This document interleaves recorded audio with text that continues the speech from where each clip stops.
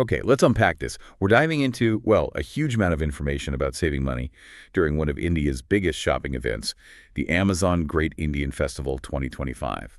And look, this isn't just about dates and discounts.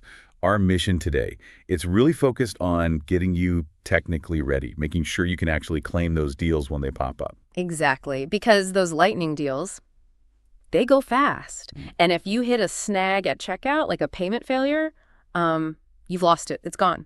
So yeah, this deep dive is basically your shortcut to avoiding that frustration, getting you prepped. Okay, so what's the basic timeline we're looking at here? All right, so the main sale, it kicks off officially on September 23rd. That's for everyone in India. But, and this is key, if you're an Amazon Prime member, you get in a full 24 hours earlier. And that head start is pretty significant, right? Especially for popular stuff. Oh, absolutely. If you're looking at, say, a new phone, a laptop, maybe a TV, those high-demand items, that early access is less of a perk and more like a necessity. You get first dibs before stock potentially runs out. So strategy number one is basically consider Prime, if you don't have it, purely for that early access window. It can definitely be worth it, yeah. And the guide mentions a really simple practical tip, too. Get your wish list sorted now. Yeah. Today. Yes. Add everything you're even thinking about buying to your wish list. Then, when the sale starts, especially during early access, you just go straight to your list in the app. No scrolling, no searching, just click and check out. Saves vital seconds. Okay, makes sense. Now let's get to the main event for many people. That 10% SBI instant discount. How does that actually work? So this is the big bank offer. It's a 10% discount, applied instantly, that's the important part, right at checkout. No waiting for cash back later. And it works with SBI debit cards, SBI credit cards, and even on credit card EMI transactions. Instant is good. Yeah. But instant rarely means no strings attached, right? What's the catch, or rather the fine print? Exactly. There are always conditions. You need to look out for three main things, typically. First, there's usually a minimum amount you need to spend in that transaction. Second, there's almost always a maximum discount amount you can get. Maybe it's, say, 1,500 rupees, maybe 2,000. It varies. Right, so it's not unlimited 10% off a massive purchase. Correct. And third, sometimes there are limits per card or per day or for the entire sale event. You absolutely have to check the specific offer details shown on the product page or the bank offer section. And does it apply to everything? Yeah. Or are some things excluded? Good question. No, it's not universal. Things like gift cards, sometimes digital downloads, maybe even certain gold or jewelry items, they're often excluded. The rule of thumb is if you don't see that bank offer badge or description clearly on the product page itself, assume the 10% discount won't apply to that specific item. Got it. Check the product page carefully. Now, you mentioned stacking savings earlier. Yes. This is where you can really maximize things. The guide points out that often those little coupon checkboxes you see on product pages, they stack with the 10% SBI bank offer. Ah, so you click the coupon and pay with the SBI card? Precisely. That's the ideal scenario. Apply the product coupon, then use the SBI card for payment.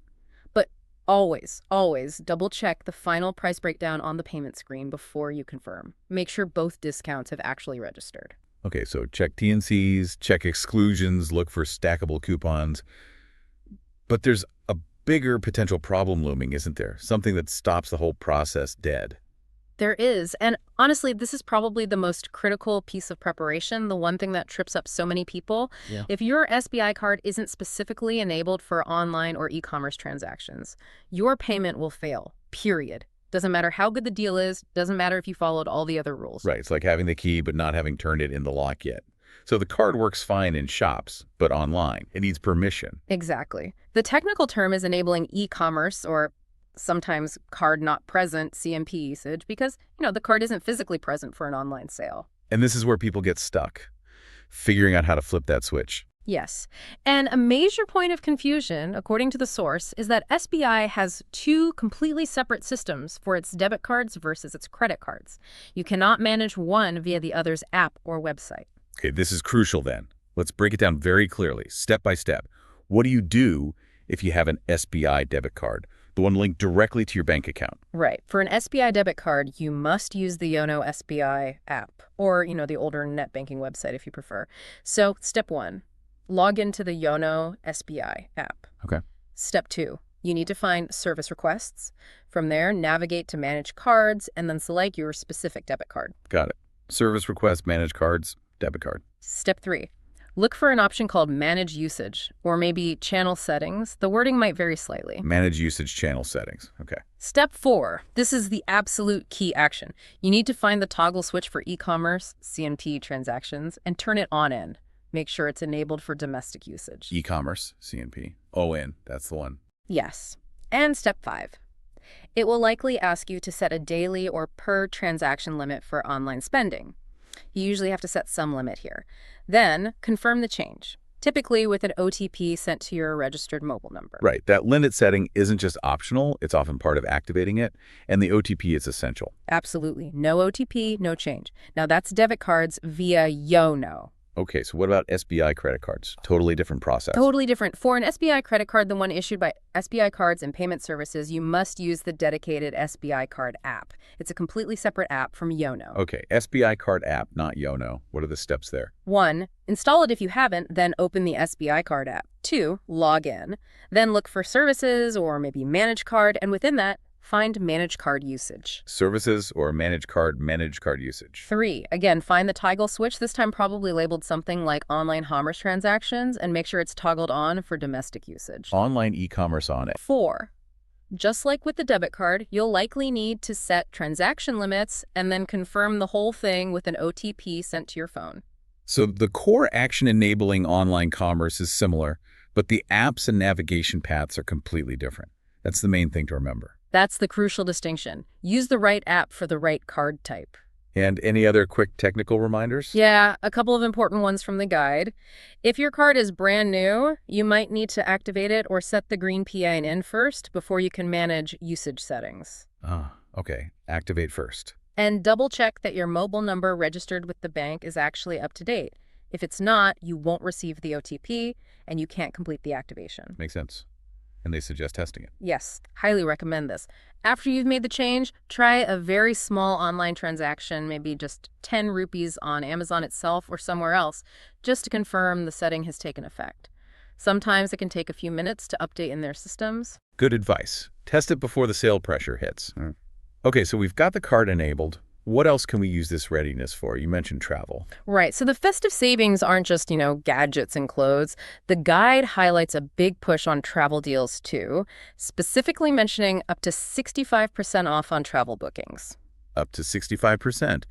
That sounds pretty substantial. Where do you find these deals? These are located within the Amazon Pay section of the app or website. You need to look specifically under the flights, bus, train, or hotels categories within Amazon Pay. Okay, Amazon Pay section. But up to 65% always sounds like a headline number. How does that usually work in reality? It is usually a headline number. That percentage, the 65% or whatever it is, typically applies only to the base fare of the flight or hotel room, not the taxes and fees. And just like the bank discount, there will absolutely be a maximum discount cap stated in rupees. So you might save 65% on the base fare, but only up to, say, 5,000 rupees maximum. You really need to read the offer T&Cs on that specific travel booking page within Amazon Pay. So manage expectations, check the cap, and how do you claim it? Is it automatic like the bank discount potentially is?